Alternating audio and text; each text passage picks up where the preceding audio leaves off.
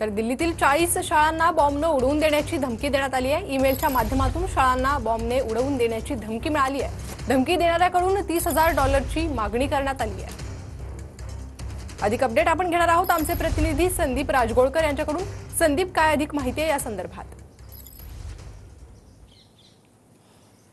Pranita, scooty Lanja 11 नावाचं एक account आहे, जीमेलचं अकाउंट आहे। त्या अकाउंटवरून जवळपास 40 शाळांना हा मेल गेलेला आहे। सगळ्या इमारतीच्या आहेत त्या बॉम्बनं उडवून देऊ अशी धमकी त्या मेलमधून देण्यात आलेली आहे। 2 महिन्यांपूर्वी देखील अनेक शाळांना असा धमकीचा मेल आलेला होता आणि आता सध्या हिवाळ्याचे दिवस आहेत, थंडीच्या दिवसात सकाळच्या सत्रात शाळा सगळ्या भरतात आणि हा जवळपास 40 शाळांना मेल आल्यामुळं सगळ्या ठिकाणी आता पोलीस प्रशासनाने बॉम्बशोधक पथक हे दाखल झालेलं आहे। सगळ्या मुलांना शाळेमधून पुन्हा घरी पाठवण्यात आलं आहे, पण आतापर्यंत 40 शाळांची शाळांची जी तपासणी करण्यात आली आहे त्यामध्ये कुठलीही संशयास्पद वस्तू आतापर्यंत तरी सापडलेली नाही।